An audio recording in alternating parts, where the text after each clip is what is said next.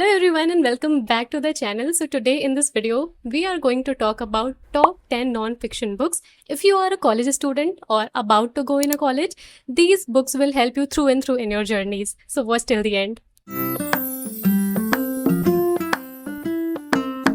Okay तो मुझे लगता है ना कि कुछ किताबों को पढ़ने का एक बहुत ही एक्यूरेट टाइम होता है. अगर आप उसको उस पर्टिकुलर टाइम में पढ़ लेते हैं या उस पर्टिकुलर टाइम पीरियड में पढ़ लेते हैं तो आपको थ्रू आउट जो जर्नी है जो आप आगे जाने वाले हैं अपनी लाइफ में उसमें बहुत ही ज़्यादा हेल्प हो जाती है.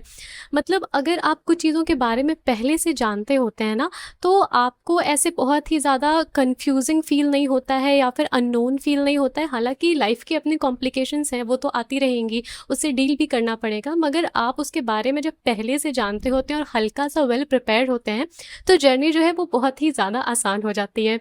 तो कुछ किताबें थी जो मैंने पढ़ी कॉलेज जब मैं शुरू कर रही थी अपना, जब मैं एकदम ही जस्ट कॉलेज में गई थी, और फिर अभी भी मैं उन किताबों को पढ़ती हूँ. और मैंने सोचा कि इस पॉइंट ऑफ टाइम पे ये किताबें पढ़ना वाकई बहुत ही ज़्यादा ज़रूरी है. जितने भी लोग कॉलेज जा रहे हैं या जाने वाले हैं, अगर आप इन किताबों को अभी इस पॉइंट ऑफ टाइम पे पढ़ लेंगे तो हो सकता है कि आपकी जो आगे आने वाली जर्नी है वो बहुत ही ज़्यादा प्रोफाउंड हो जाए.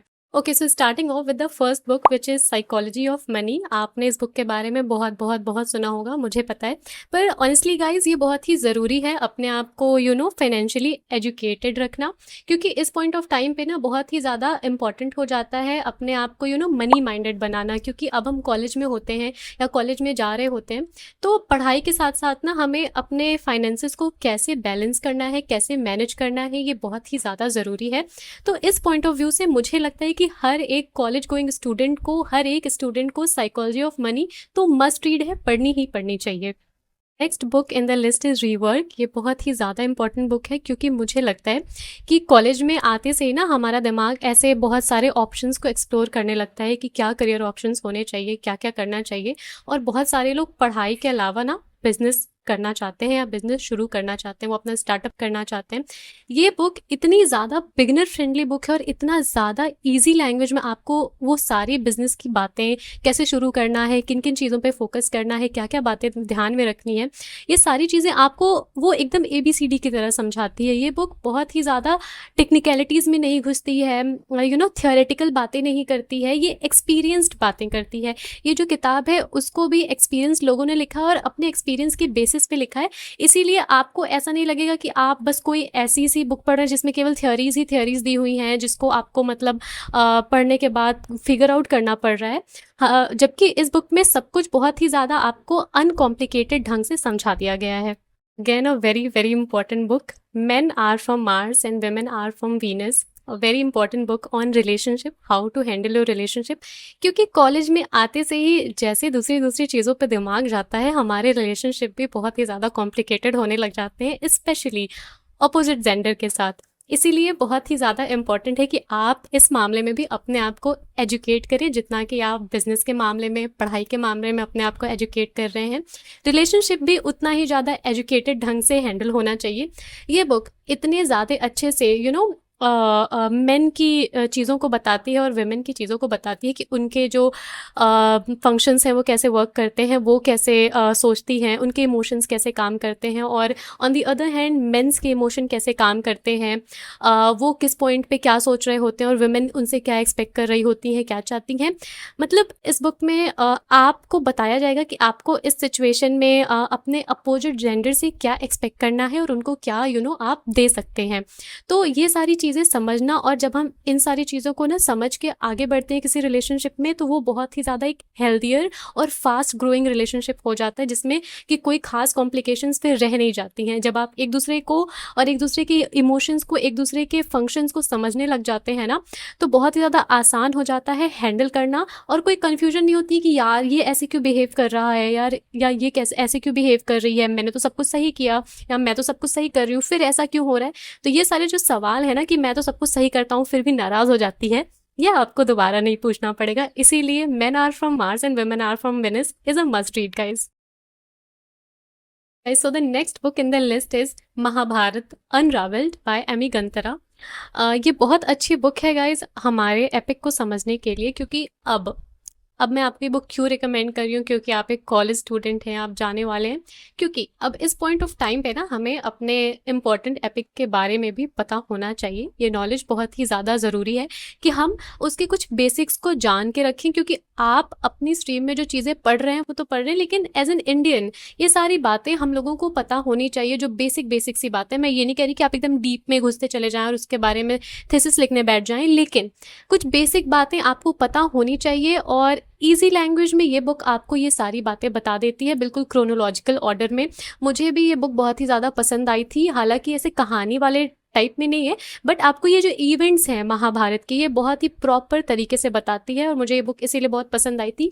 इन्हीं ऑथर की सेम बुक है रामायण अनरावेल्ड, आई गेस। तो रामायण के लिए भी आप इन्हीं की बुक प्रेफर कर सकते हैं, बहुत ही अच्छी बुक है। तो आपको अपने आप को थोड़ा सा मैथोलॉजिकली भी एजुकेट रखना ज़रूरी है इस पॉइंट ऑफ टाइम पे, इसीलिए ये बुक बिल्कुल मिस मत करिएगा। Book in the list is eat that frog. मैं खुद भी इस बात से बहुत ज़्यादा परेशान हूँ, प्रोकेस्टिनेशन से। इस वीडियो को बनाने के लिए भी मैंने बहुत ही ज़्यादा प्रोकेस्टिनेट किया है, 1 घंटे बाद, 2 घंटे बाद, but now I am finally sitting here making this video. तो ये बुक आपके प्रोकेस्टिनेशन को ही एड्रेस करती है कि कैसे हम लोग इतना सारा प्रोकेस्टिनेट करते हैं और फिर हमारा जो ज़रूरी काम है वो at the end of the day हो नहीं पाता है। तो ईट दैट फ्रॉग का कॉन्सेप्ट ये है कि आप सुबह उठते से ही जो अपने दिन के सबसे मेजर ज़रूरी काम है उसको सबसे पहले से ही करके निपटा लें। लाइक जो काम सबसे टफ वाले हैं या जिसमें सबसे ज़्यादा टाइम लगेगा, एफर्ट लगेगा, एनर्जी लगेगी, आप वो सारे काम को सबसे पहले ही करके साइड कर दें। उसके बाद जो भी माइनर वर्क्स होंगे वो तो धीरे धीरे आप वैसे भी कर लेंगे, क्योंकि जब आपका सबसे मेजर चंक का जो वर्क है वो हो चुका रहेगा तो आपको फिर वैसे भी बहुत ही ज़्यादा मोटिवेशन आ जाएगी कि हाँ अब तो बाकी सारे हो जाएंगे। और इस पॉइंट ऑफ टाइम पे जब हम लोग कॉलेजेस में होते हैं और स्टूडेंट होते हैं तो ये सारी समस्या बहुत ही ज़्यादा कॉमन हो जाती है। इसीलिए बहुत ही टीनी टाइनी पतली सी बुक आपको हेल्प करेगी आपके प्रोक्रेस्टिनेशन से विन करने के लिए, हैंडल करने के लिए। तो ये बुक बहुत ही ज़्यादा इंपॉर्टेंट है स्टूडेंट्स के लिए, स्पेशली कॉलेज स्टूडेंट्स के लिए, क्योंकि इतनी सारी चीज़ें हम लोगों को एक साथ हैंडल करनी पड़ जाती है कि सब कुछ मैनेज करना मुश्किल हो जाता है। ये बुक आपको सब कुछ फिगर आउट करके डी क्लटर करने में हेल्प करेगी, इसीलिए eat that frog is a must read guys. Next book in the list is the secret. आपने इस बुक के बारे में बहुत ज़्यादा सुन रखा होगा, I know, but it's a gem guys. Manifestation के लिए एक जेम है ये। अब आप सारे उन वीडियोस को साइड कर दीजिए या सारे उन कॉन्सेप्ट्स को साइड कर दीजिए जो आप मैनिफेस्टेशन के बारे में देखते हैं, सुनते हैं, पढ़ते हैं, और सिर्फ इस बुक को उठा लीजिए। ये आपके सारे मैनिफेस्टेशन से रिलेटेड चीज़ें सॉर्टेड करके आपको दे देगी। और मुझे बताने की ज़रूरत नहीं है कि इस पॉइंट ऑफ टाइम पे हमें मैनिफेस्टेशंस की कितनी सारी ज़रूरत है। इस टाइम मैनिफेस्टेशन एकदम मेन स्ट्रीम मीडिया में छाया हुआ है, how to visualise, how to manifest this and that. तो ये बुक आपको मैनिफेस्ट करने में हेल्प करेगी। सब कुछ छोड़ के सिर्फ इस बुक को पढ़िए। ये मैनिफेस्टेशन के अलावा भी बहुत सारी चीज़ों से डील करती है। Next book in the list is my journey by APJ Abdul Kalam. Guys मुझे नहीं पता कि मैं आपको ये बुक क्यों रिकमेंड कर रही हूँ इस पॉइंट ऑफ टाइम पे कि आप कॉलेज में हैं तो आपको ये बुक पढ़नी चाहिए, पर मुझे लगता है कि आपको ये बुक सच में डेफिनेटली पढ़नी चाहिए, क्योंकि APJ अब्दुल कलाम हम सबके लिए बहुत ही ज़्यादा रिस्पेक्टेबल फिगर हैं। और उनकी जर्नी के बारे में जानना अपने आप में एक बहुत ही इंस्पायरिंग एक्सपीरियंस होने वाला है। तो मुझे लगता है कि आपको ये छोटी सी बुक तो पढ़ ही लेनी चाहिए अपने इस पॉइंट ऑफ टाइम में, क्योंकि आपको इनकी जर्नी बहुत ही ज़्यादा इंस्पायर करने वाली है। मैं बता नहीं सकती, मैंने इस बुक को एक रात में ख़त्म किया था, रात भर में मैं इसको पढ़ गई थी।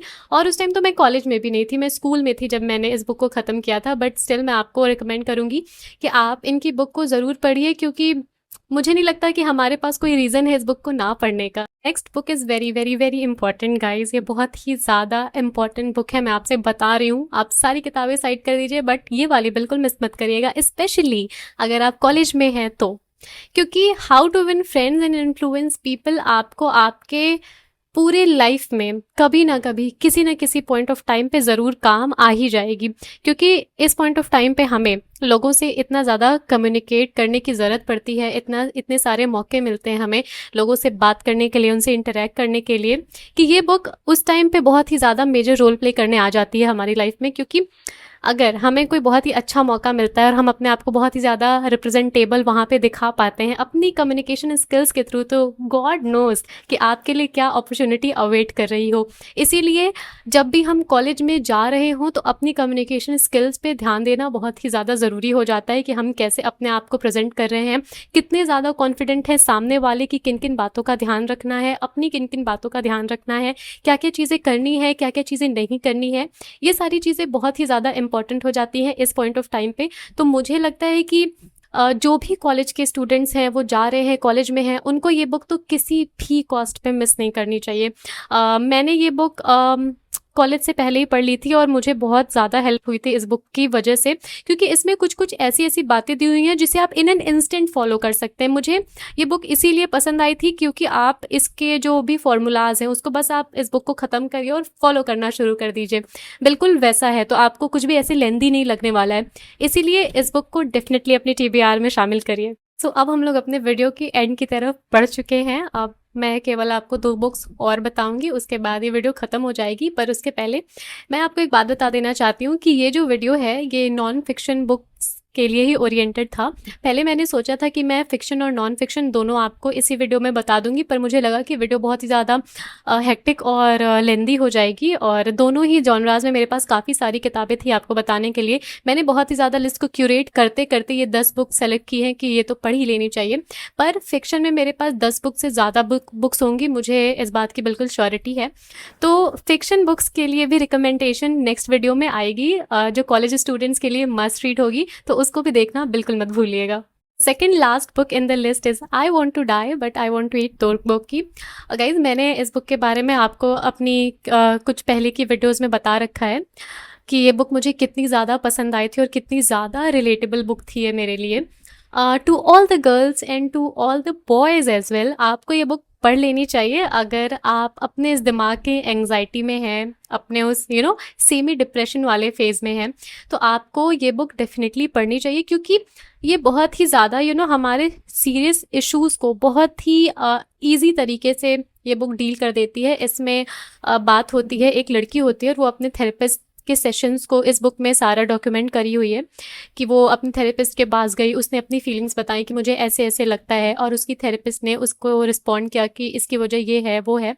तो आपको ना ये बुक इतना ज़्यादा रिलेट करवाएगी अपनी सिचुएशन से कि मैं बता नहीं सकती। इस पॉइंट ऑफ टाइम पे ना हमारे साथ होता क्या है कि हम लोग एक बहुत ही ज़्यादा मेजर डिप्रेशन वाले फेज़ में भी नहीं होते हैं, but at the same time हम बहुत ही ज़्यादा ऐसे खुश भी नहीं होते हैं। कुछ ना कुछ हमारे दिमाग में 24/7 लगा ही लगा रहता है, किसी न किसी बात की एंग्जाइटी, एंग्शियसनेस, डर, घबराहट, लोगों के जजमेंट्स, लोगों की वैलिडेशन, 100 तरीके की चीज़ें मैं गिनवाते थक जाऊंगी पर चीज़ें ख़त्म नहीं होंगी। तो ये सारी जो चीज़ें हैं ये बुक इतने ढंग से एड्रेस करती है, इतने कमाल के तरीके से एड्रेस करती है कि मुझे लगता है कि आप इसको अगर एक एक पेज सोने से पहले भी पढ़ेंगे ना तो आपके लिए बहुत ही ज़्यादा हेल्प हो जाएगी। इस पॉइंट ऑफ टाइम पे मुझे लगता है कि ये बुक आपके लिए एक मस्ट रीड है, एक बहुत ही अंडररेटेड बुक है गाइज, पर आपको ये बुक डेफिनेटली पिक करनी चाहिए। The palace of illusions. Guys मैंने इसके पहले जो आपको महाभारत अनरावेल्ड की बुक रिकमेंड की है, अगर आप उसको उस क्रोनोलॉजिकल ऑर्डर में नहीं पढ़ना चाहते और आपको लगता है कि सिर्फ मैं डिटेल्स जान के क्या करूँगा, तो आप इसको स्टोरी के टाइप में पढ़ सकते हैं, स्टोरी के फॉर्मेट में पढ़ सकते हैं। महाभारत के बारे में जानने के लिए the palace of illusions is the most compatible book guys. मैंने उस बुक से ज़्यादा इस बुक से महाभारत के बारे में जाना है, उसके कैरेक्टर्स के बारे में जाना है, इवेंट्स के बारे में जाना है। तो अगर आप कहानी के फॉर्मेट में पढ़ना चाहते हैं, द्रौपदी के पॉइंट ऑफ व्यू से पढ़ना चाहते हैं महाभारत के बारे में, तो आपको पैलेस ऑफ इल्यूजन्स पिक करनी चाहिए instead of Mahabharata unravelled. But choice आपकी है, पर मैं आपको एक और ऑप्शन दे रही हूँ उसी जॉनरा में, माइथोलॉजी जॉनरा में, कि अगर आपको वैसे नहीं पढ़नी तो आप इसको स्टोरी के फॉर्मेट में भी पढ़ सकते हैं। बहुत ज़्यादा डिफरेंस नहीं आएगा, पर मुझे लगता है कि अगर इन्जॉयमेंट की बात करूँ तो आपको ये पढ़ के ज़्यादा मज़ा आएगा, इसीलिए आप इसको भी पिक कर सकते हैं। आई होप कि इस वीडियो से आपको थोड़ी सी भी हेल्प हुई हो और मैं आपको कुछ ढंग की किताबें रिकमेंड कर पाई हूँ। मैंने कोशिश की है कि आपको मैं अच्छी से अच्छी किताबें रिकमेंड कर पाऊँ। मैंने वही किताबें रिकमेंड की है जो मैं खुद पढ़ चुकी हूँ, मैंने कुछ भी ऐसे यहाँ वहाँ से नहीं उठाया है। ये मेरे शेल्फ़ की किताबें हैं, ये मैंने लिस्ट बनाई थी आपके लिए। तो आई होप कि आपको इस वीडियो से कुछ ना कुछ मिल जाए अपने लिए। So this is it for the today's video guys. I hope you like the video, and if you do, please like the video and subscribe to the channel. Till then, bye bye and take care.